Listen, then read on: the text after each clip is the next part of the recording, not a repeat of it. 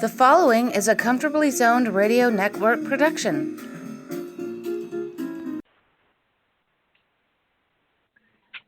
Thank you, Tally Olson. We are back. Loving baseball when we were 12 and innocent. Long time ago for a lot of us. Not so long ago for Mark Carreon. How are you, sir? Hi, Ralph. I'm doing good. Thanks for having me on the podcast. My pleasure. We've talked about getting together for this for a long time, and I'm delighted. So a lot of people don't realize Mark was a former Major League player and the son of a Major League player. And I'm delighted to share your stories of how it was being a kid at age 12 or so when your dad was playing, and we'll get into your story afterwards. First recollection of baseball, and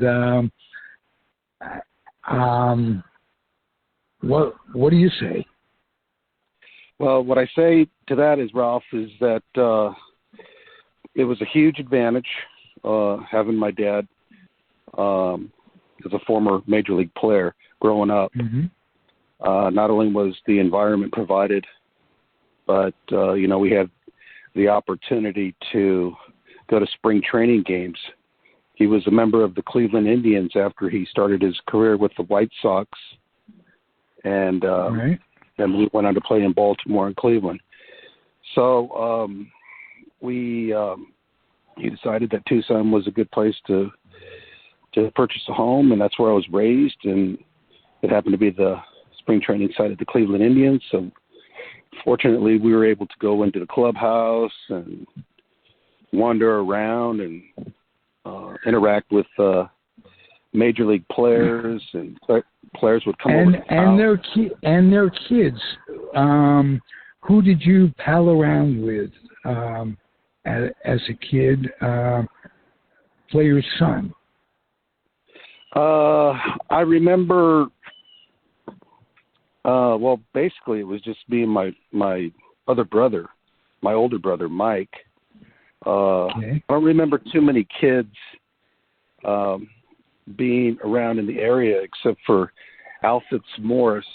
I got to know his son a little bit when he was pitching with the Indians in the later years. But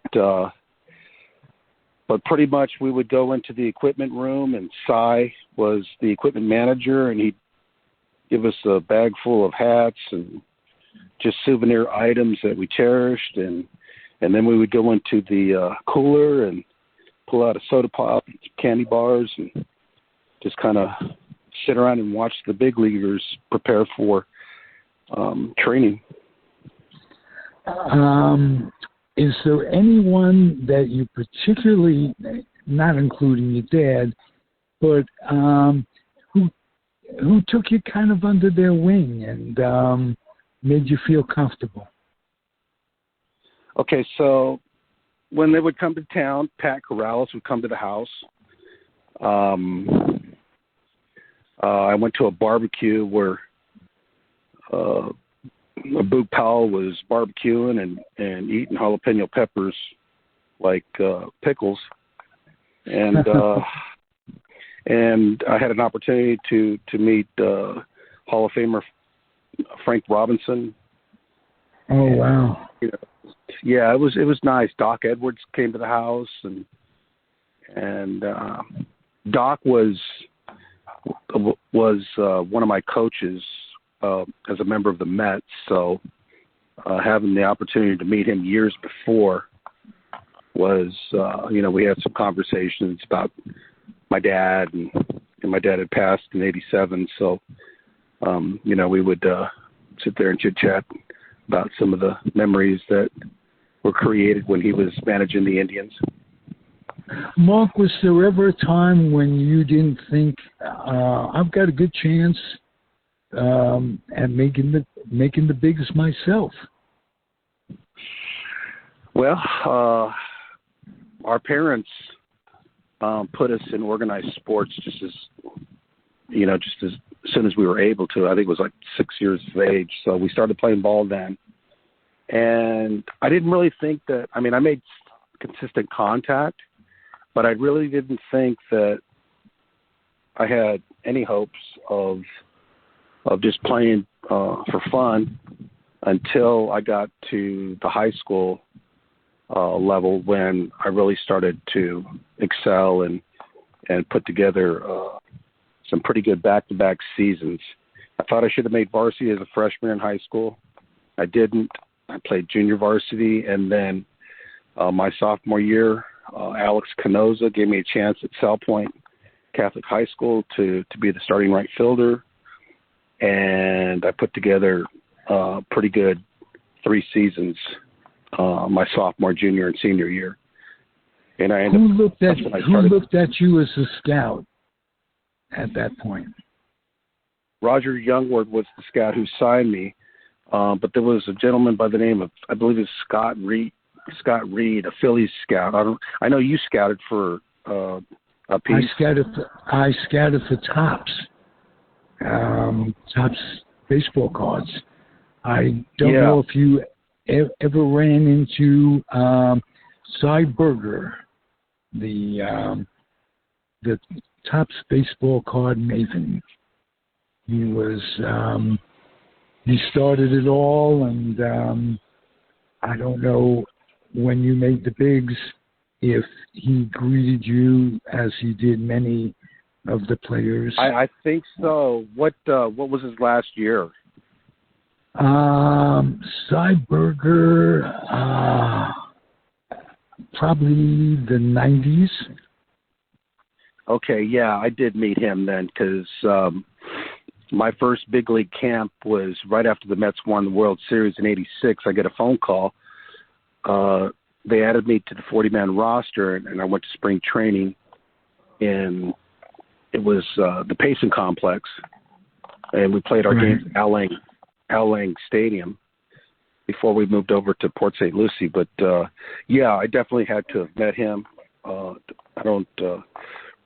I do remember meeting a Topps representative. I just don't know if that was him personally. Probably was in the minors or in spring training.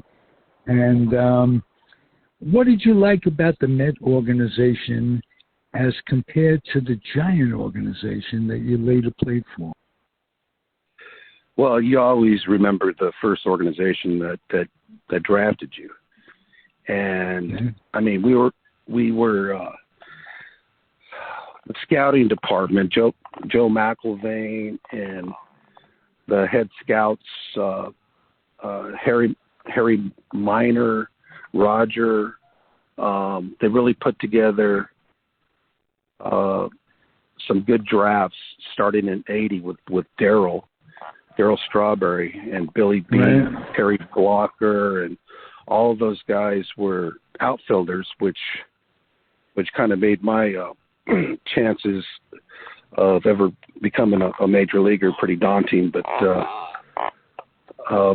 we had one heck of an organization. We were winning championships from top to bottom, and that's when we started to excel at the major league level. When Daryl, I think Daryl got called to the big leagues in '83, and where he had the Rookie of the Year. He started out in AAA, and then he got called up, I think, the end of April, and then he went on to have that Rookie of the Year season where he popped like 27 home runs as a rookie. And then Dwight joined him the next year in '84, and then that's when they made some trades and developed the team even more so. Hernandez came, Carter, Gary Carter, and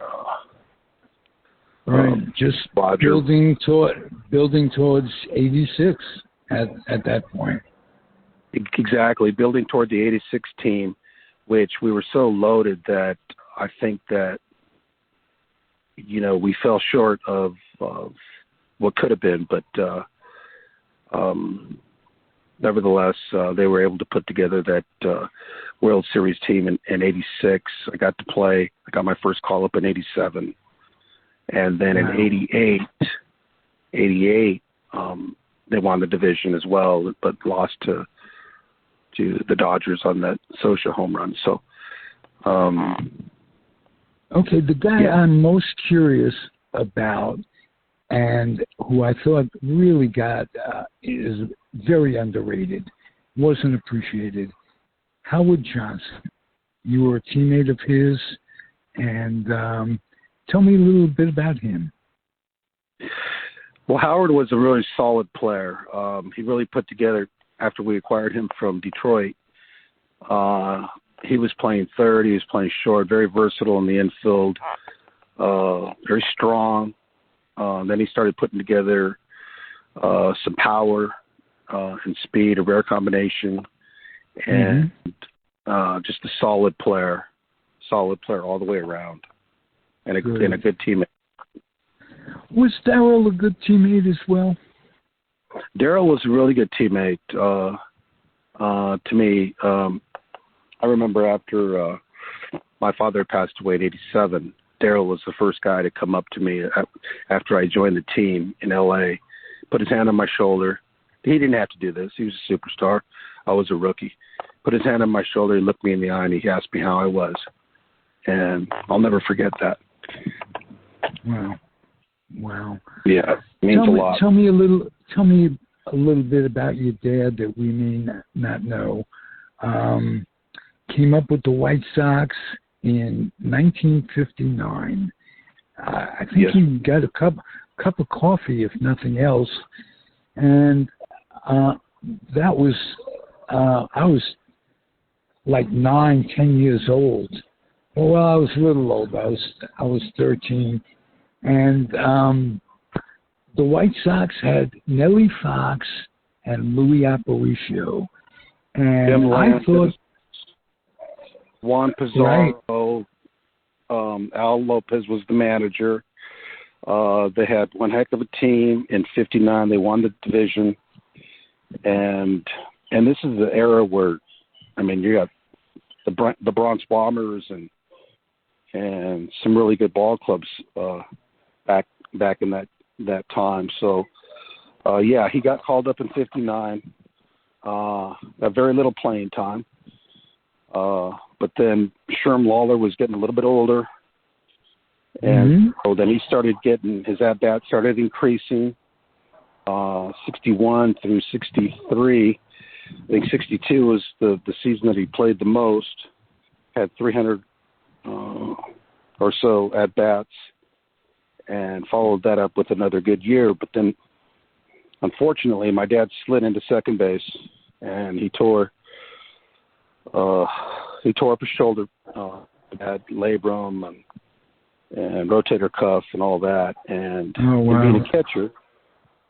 being a catcher, I mean, it's vital that you have a strong and accurate arm, and you can't stop the running game. Then I was so impressed with Sherm Lawler in those days. Ellie Howard was a great catcher. Yogi was coming to the end of his reign, and Sherm Lawler was taking over as the best catcher in the American League. Okay, I'm not aware of that, but yeah, I think I've glanced over some of his numbers a time ago, and he was definitely. I mean, he played for a long time, and so. You know, I just heard a little technical stuff in the background, and I'm going to test this if it's still working. Okay.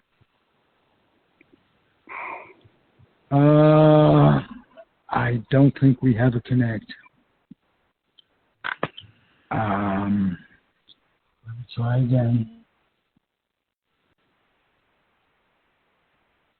We are all okay. I wanted to tell you something. We are back. You mentioned the Yankees of that era, and I don't know if you realize that Sherm Lawler came up in the Yankee organization. And the Yankees was so rich in those days with catchers, especially, and of all, and they couldn't keep everybody. Eddie Howard was turning into a star, and Sherm was traded. I don't know if he went directly to the White Sox. I don't remember if he did, but Sherm was among the best catchers in baseball. And like I say, the double play combination, which was also critical on every team in every year, Fox and Aparicio. Right. Couldn't be better. And you had a great center fielder in Landis.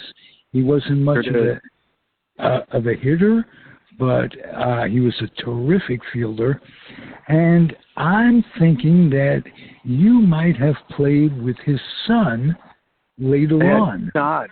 I didn't, but I did meet him.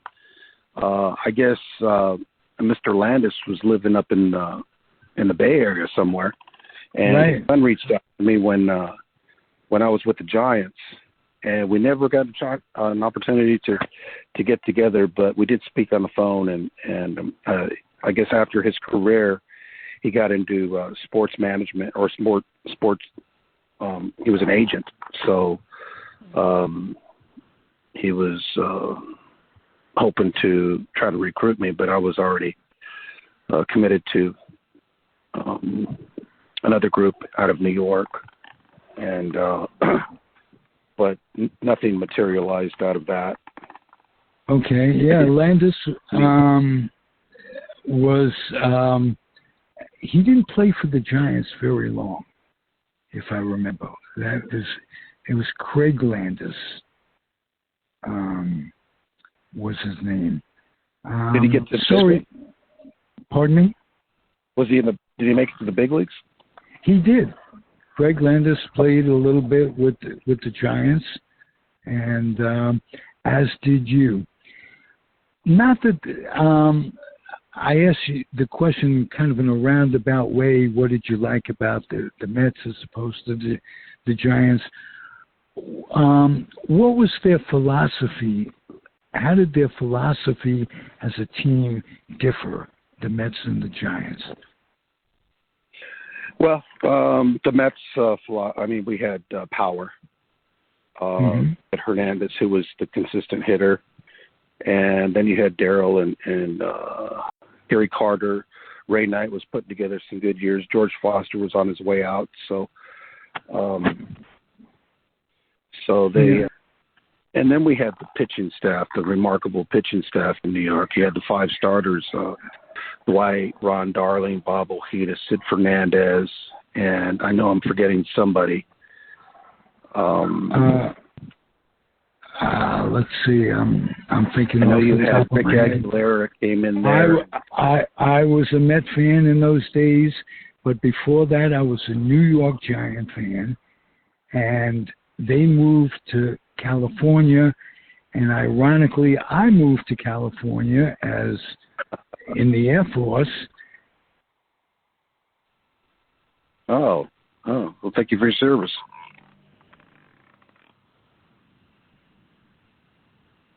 Did I lose you?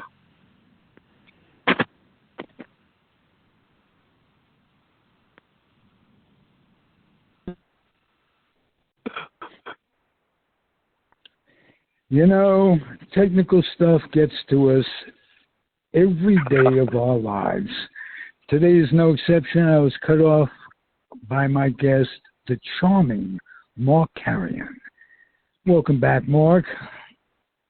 Thanks, Ralph. We'll get through it. We'll get through it. It's just like life, you know. You just got to get through it sometimes. The good, the bad, and the ugly. But technology has never been my long suit, and I find out that it isn't really my fault, that there are technical glitches all around us in in today's day and world. So I'll try again. Let me come in and ask you about Kevin Mitchell. You might have been a teammate of him on both the Giants and the Mets. Okay. So 1981, I signed with the Mets organization, drafted in the 8th round. And I hop on a plane, go to Kingsport, Tennessee to start my professional career. Who was your first manager? Al Jackson. Wow. Jackson, left-handed. Oh, born on Christmas Day in Waco, Texas. One of 9 kids. That's how Bob Murphy would introduce him every time he came out to pitch. He was an original Met, and he was very underrated because the Mets weren't a particularly good hitting club at that time, but they had Roger Craig and Alvin Jackson, and so they got some decent innings out of him. Tell me about your first meeting with him. You first got to spring training. Okay. So, well, we had a bunch of young players. So we were playing against junior college and college players and some high school players. So we had a young ball club. Kevin Mitchell was my teammate, and Herm Winningham was my teammate. And both those guys ended up making it to the big leagues. We got off to a real bumpy start. I think we lost our first 8 games. We were just overmatched with playing against these players with more experience. So Al Jackson sits us down, starts chewing us out, and he said that you all need to look around and realize that only 1, 2, maybe 3 players are ever going to play in the big leagues. I mean, he was just upset. He was beyond that. He was irate and frustrated because of our slow start. Right. And so I started looking to my left and then looking to my right, wondering who the other 2 players were. And lo and behold, it was myself, Kevin Mitchell, and Herm Winningham. And Al was right. But a great manager, a great man, and we just gave him a bunch of gray hairs that season, 1981, 1914.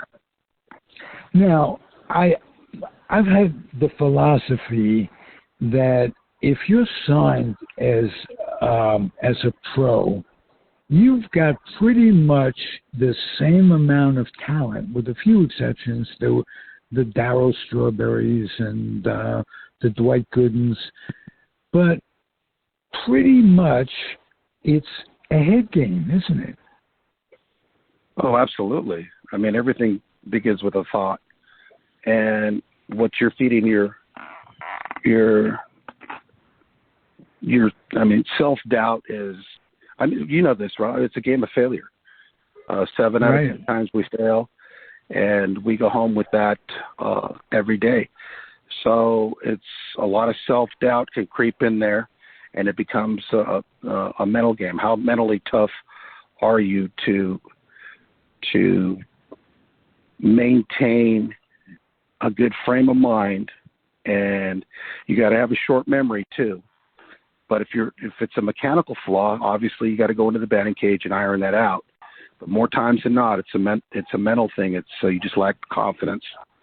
But you get a hit there, you get a hit here and there, and the confidence starts to build up, and then you just gotta try to go with it and try to stay right there. It's can't get too high, can't get too low.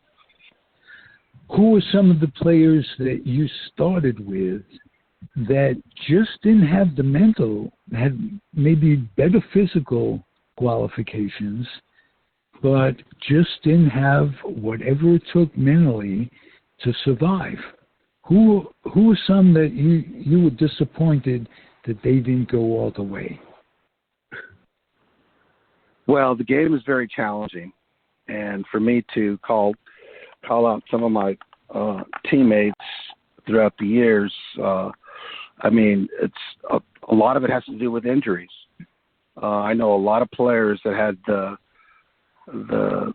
mental fortitude, but sustained month-long injuries on a consistent basis, year after year, and the organization loses faith in them. Okay. But yes, Billy Bean was drafted number one, and he wasn't able to. That's one example. Billy Bean was, 6'6", great athlete, was very sharp, intelligent, and but it just seemed like the frustration part just kept piling on into the next day, and eventually it would just, it's a game of production. So if you're not producing, then how did you keep from taking the game home to your family, or forgetting, or not forgetting about it, not having it eat you up? Who said I did? Oh, no. There was I wasn't very fun to be around when you're slumping. I mean, this is your bread and butter. This is how you're trying to provide for your family. So there wasn't no imaginary line for me once I left the ballpark, and then I stepped into my family life. I mean, it was very difficult. It was short, and when you're committed into this very challenging career, you really have to think that it's just going to come around. It's going to come around. There was times when I didn't think that I would ever be able to get another hit. The slumps got to be so bad. And so you do whatever you can. You look at videos, you talk to the hitting coaches, but it's right between the ears. It's all about self-confidence and believing in yourself. And you have to really analyze what went wrong during the game. Each at bat. I mean, you visualize what you did right, what you did wrong, and you take that back to the dugout, and then you try to improve on it. Your next at bat. Okay. Was it different with the Giants than with the Mets? It was different for me in the regards that Dusty Baker gave me a chance to play every day. I had limited opportunities as a Met. When I did have the opportunities to come in and pinch hit or play some outfield and give somebody a day off, I really took advantage of those opportunities. I did really well.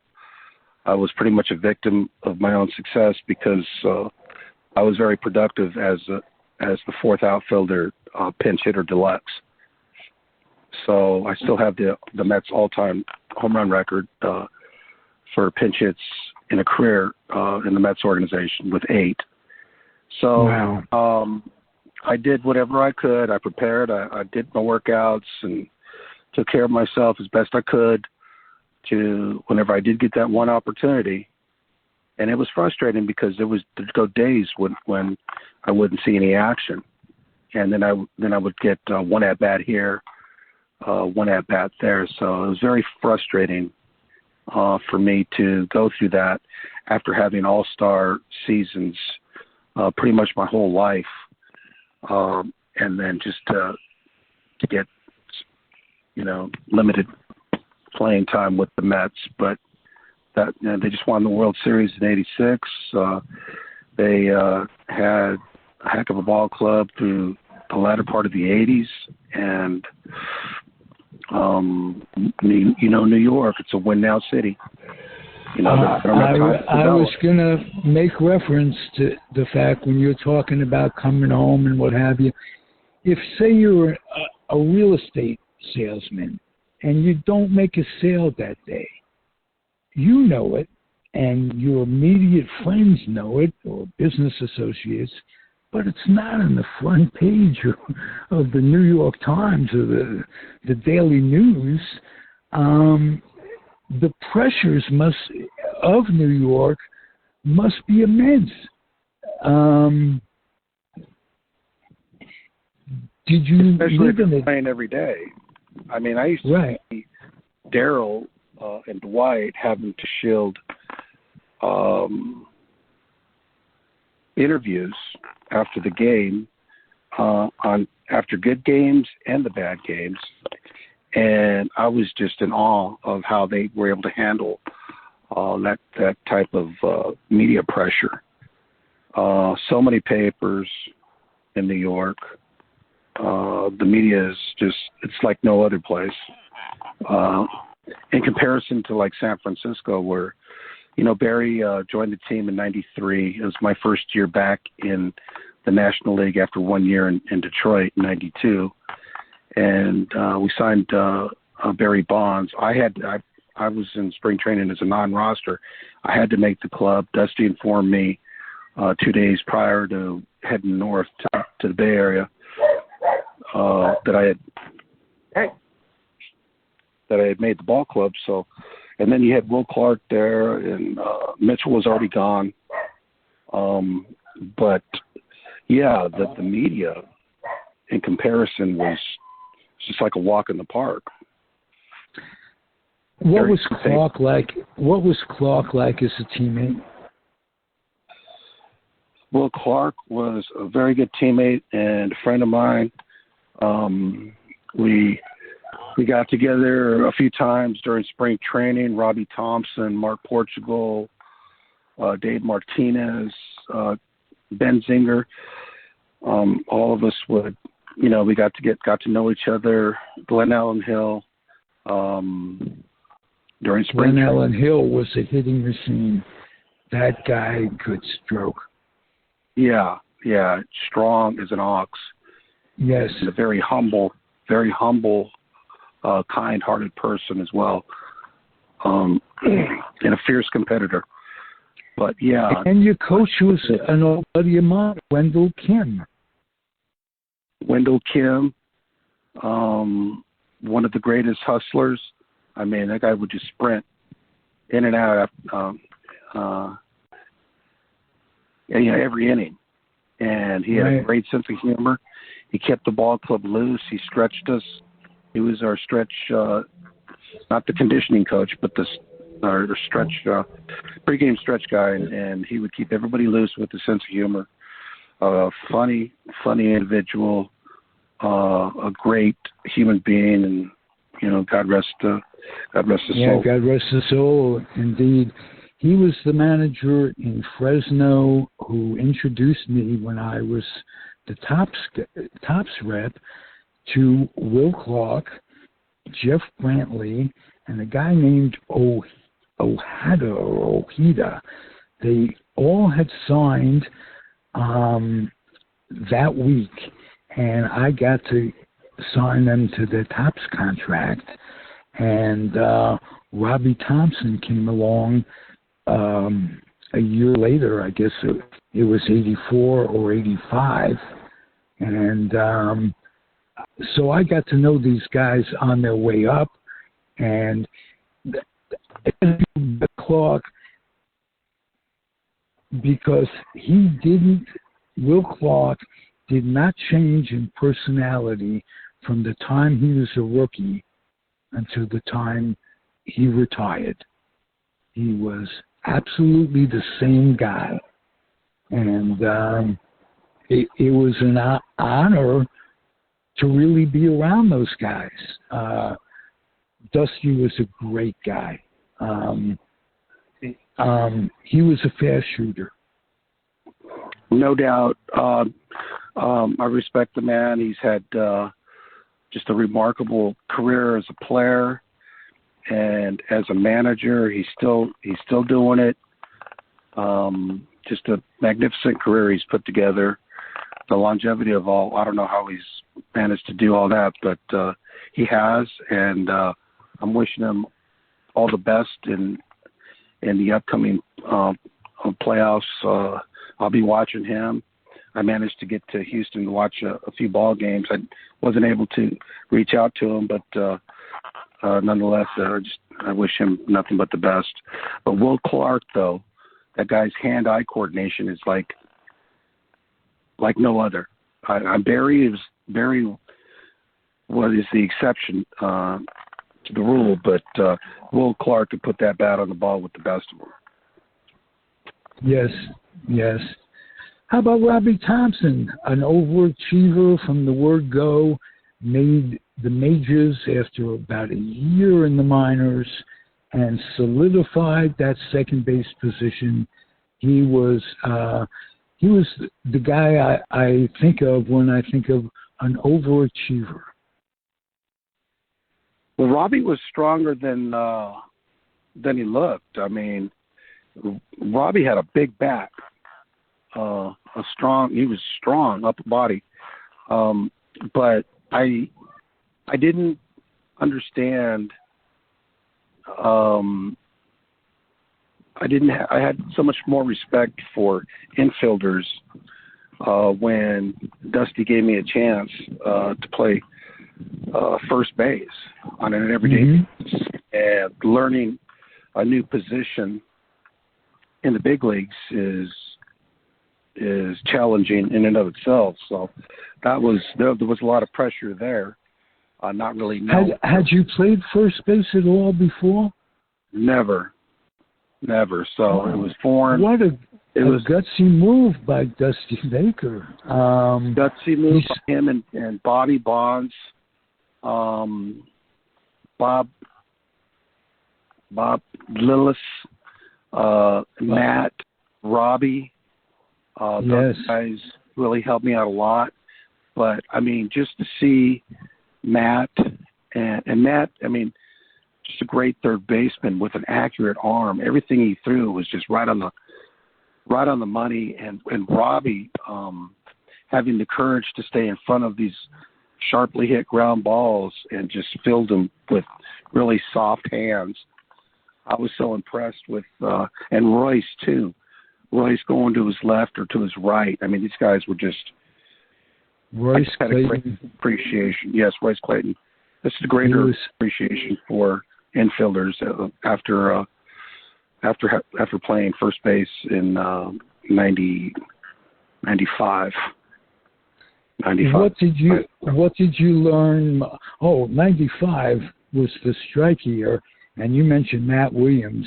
Matt would have broken the home run record in 95. I think the strike year was 94. Oh, okay. I missed one, but Matt was just on fire. Everything he hit was 20 feet beyond the fence, and just a quiet, strong leader is what he was, and he played the game the way it's supposed to be played. He'd hit a home run. He would hustle around the bases. He wasn't about trying to show anybody up or you know, see a lot of that nowadays, the I, me mentality. But, you know, I still played in the area. I played in the steroid era, but I also played in the era where you know, it was about the team and producing runs. And, there was some individuals, but far less than there are today. Okay. Tell me something about the steroid era that the average fan doesn't know. Well, I would guess that it was a new concept for a lot of people, and I mean, I was named in the Mitchell report. I experimented with it for one year, but I didn't. That was the only year that I had dabbled with steroids, and a lot of players were leery. They didn't know the long-term effects. You kept reading about Lyle Alzado with the with the brain tumors and stuff like that. So there was a lot of red flags out there. So I think a lot of people don't understand is that a lot of the players were skeptical and were afraid to use it on a consistent basis. And like myself personally, I dabbled with it 1 year and then that was it. What were the effects that you felt in that 1 year that you dabbled? Did it, was it overrated? Did it give you a comeback time? In other words, if you were injured, you could come back sooner. If you go day to day and you were tired, you could come back sooner. What was how did it affect you? I got stronger, and my grip, my overall strength was, I was stronger. But I also felt like I was really wound up, more susceptible to injury. If I tried to leg out an infield hit, your hamstrings are tight and your whole frame muscles are wound up pretty tight. So you really have to be careful. So I'm glad. Go ahead. I was just going to say, that if you. Hello? I'm here. Oh, my God. Oh, good. I was going to go, that's 3 strikes. But it's, you're here. If you bulk up, does it, can you get too strong where it affects your tendons? I think Mark McGuire suffered injuries because of that. Well, your muscles get bigger and your tendons and ligaments stay the same. Right. So, yeah, it's gonna take a toll long term. I can't.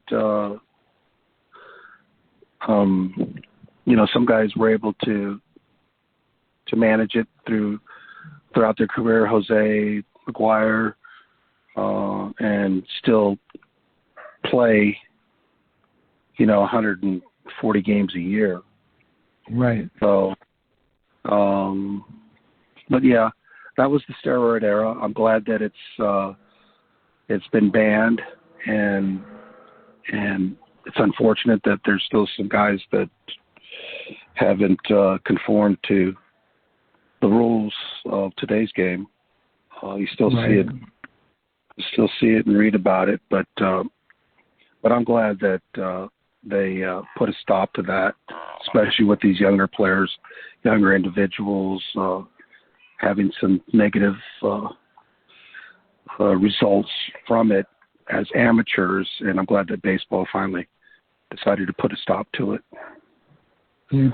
Yeah, I'm skipping around a little bit. I go back to names you mentioned. Bobby Bonds was a coach of yours, not Barry, but Bobby. And he was, when I first got out to California in 1966, he and Willie and Ken Henderson made up what I thought at that time was the best outfield in baseball. And Bobby had some real skills. Oh, he sure did, and he was strong he was strong as could be as a coach. He was our first base coach, and in '93, I didn't get a whole lot of playing time, maybe about 150 at bats or so. Crushed it, did really well with the Giants in '93, but because I wasn't playing every day, I would sit next to Bobby on the bench, and we would just, we formed a friendship, and I really enjoyed those years with the Giants and with Bake and whatnot. But yeah, Willie Mays was around. He was helping out in spring training, and Orlando Cepeda would come in, and a lot of these great Willie McCarthy, all of these great, just rich in history, and and they would be, a presence in the clubhouse and spring training. But yeah, it was nice to get to know Bobby as a person, and I'll ask you what Barry was about, if you don't mind telling us. Well, Barry was the best player I ever played with. To watch him perform on a day-to-day basis was just incredible. He was doing whatever he could to help the team win a ball game, and that's the most important part of anybody. I mean, you play with guys, and you don't necessarily have to be friends with everybody. I mean, you don't, but you have to go out there and do your job. And your number one priority is to help that ball club win on that particular day. So, and you do that throughout the course of the season. Some guys go out and have dinner together after the ball game, and some guys you don't really associate with, but that's just the way it goes in sports back then, and even today. Yeah. But Barry was just a remarkable player, probably one of the best ever, and to be able to play with him and watch him on a daily basis was remarkable, because I would use him, watch him, his balance, the way he stayed back, the way, his hand-eye coordination, his quick reflexes. It was just incredible. So I would watch and learn through observation. Good. What would you pass on to is your son playing? If I'm not mistaken, I read about you coaching your son. Well, my dad passed away in 1987, and a lot of the nuances that I remember in my childhood, I just had hoped that I wished that I had been a better student in trying to understand. He didn't really talk too much about that unless we initiated the conversation. And back then, we only had the game of the week on Saturday. So whenever that game was on TV, we would sit there and watch, and then we would, just start having conversations like, what was it like? And it's scary. It's intimidating to play in such a big park. And then he would say, well, loosey-goosey, and they got to put their pants on one leg at a time too. And then as I turned professional, and then we would really have some serious conversations about, the mental part of the game. And he knew my swing, well, so we would go through the steps, over the phone, and lo and behold, the next day, I would come out of a slump. So just that conversation. But as far as my son, my boys both played organized sports. They kind of leaned toward football as they got in high school. So, that's the path that they took. Although there was an environment where they could play, but they kind of lean toward that, but they're grown now with families and kids, and so they're all doing well. Not necessarily the physical part of sports, but what did your dad pass on to you that you were happy to pass on to your kids? Well, outside of genetics, that's just God-given and right. Family genes. But so the relentless work ethic. You can't just be the little part-time I mean, you have to really dive in and be consistent, even flirting with the obsessive side of everything, and really focus on whatever it is, whatever your passion is, to go for it. And I was going to say that transcends to whatever you want to do in life. Exactly. Whatever your passion is, it's going to be easy for you to dedicate yourself and make a commitment because you love doing what you're doing. And just that relentless work ethic. Don't listen to all the negative comments and the jealousy and the envy and all that stuff, because it's gonna be there. But you just stay focused on your objectives, and even through the ups and downs, and you hang in there long enough that hopefully everything will come into fruition for you. And that's what I did. I used that work ethic throughout my career, with the help of family support along the way, and there was times when I wanted to throw in the towel, but they didn't raise any quitters, so I hung in there a couple more years and ended up getting a couple thousand major league at bats out of it. Wow. Hey, Mark, there was a publication called Baseball Digest when I was a kid, and it had one of the things that was ongoing. They would interview players, and they would ask them, what was your greatest day in baseball? Let me ask you that question, Mark. What is the one day in baseball that stands out? Okay, that's easy for me. I was in Pittsburgh. It was Father's Day. It wasn't it was, I believe it was 88 or 89. I don't know. It could have been 88, the first Father's Day after my dad passed in September of 87. And I just felt a strong presence that whole game. And so my first at bat, I come up and I hit a home run. And then my second at bat, I think I must have got a double, but my third at bat, they showed my dad's baseball card, and they took out his mugshot and they zeroed in at my at bat.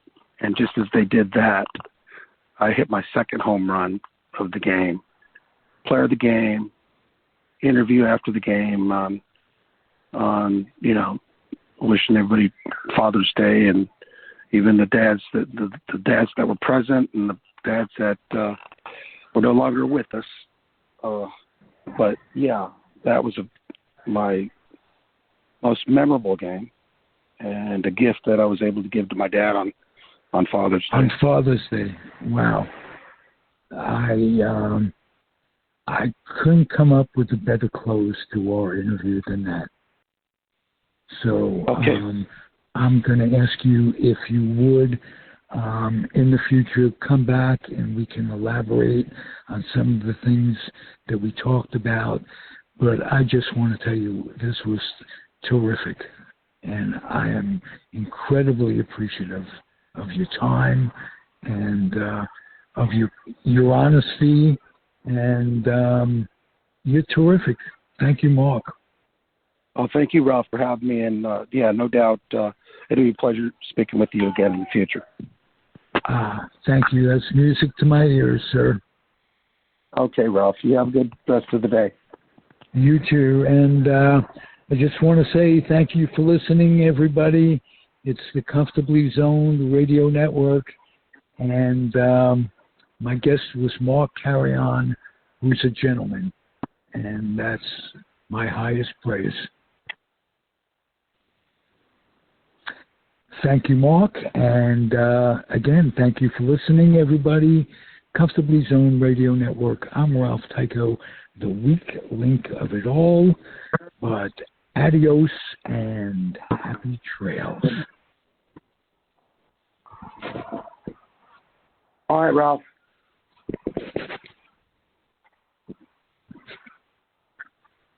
Ralph. The proceeding has been a Comfortably Zoned network production. You are advised to keep your dreams wet, your humor dry, your children and grandchildren out of military recruiting offices, and off the laps of clerics who wear dresses. Thank you for listening, everyone. Happy trails.